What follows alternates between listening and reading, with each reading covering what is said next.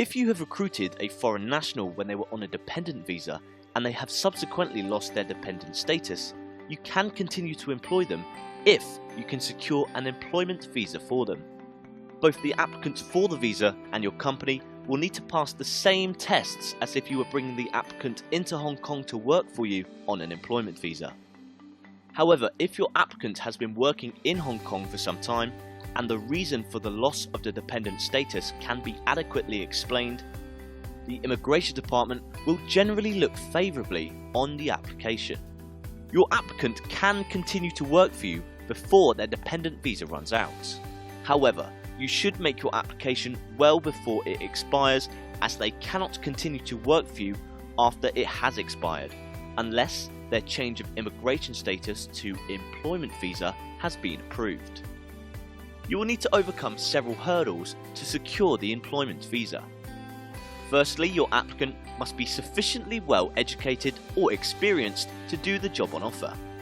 This normally means at least a bachelor degree with a minimum of 2 years post-graduation working experience in a managerial or supervisory capacity. However, sometimes the Hong Kong Immigration Department will accept good technical qualifications, proven professional abilities, and extensive working experience instead of a formal university education. In addition to a formal education, you will need to prove that the applicant for an employment visa possesses special skills and knowledge or experience that are of value to and not readily available in Hong Kong. However, when an applicant is losing his or her dependent status through a change of personal circumstances, these conditions for approval are often relaxed by the Immigration Department.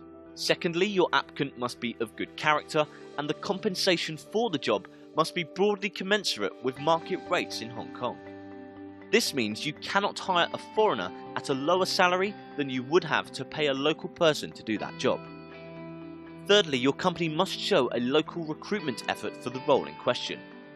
If there has been no local recruitment exercise, an official declaration must be made via page 5 of sponsorship form ID 990B, stating the reasons why no local recruitment was carried out in this instance. Fourthly, your company must be deemed a suitable and credible employment visa sponsor by the Hong Kong Immigration Department. In other words, your company must be well established and have a properly set up office and already be an employer of Hong Kong locals.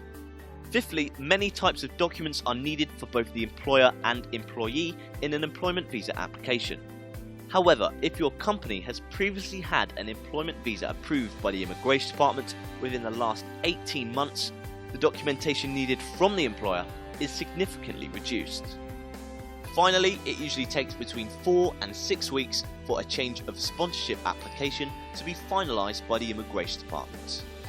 In the meantime, if his or her dependent visa has expired, under no circumstances should the applicant begin their new employment duties with you until the application has been approved. There are no exceptions to this rule. This means you should apply for the employment visa at least 8 weeks before his or her dependent visa is due to expire. This will allow them to continue working through the time it takes for the Hong Kong Immigration Department to consider the employment visa application.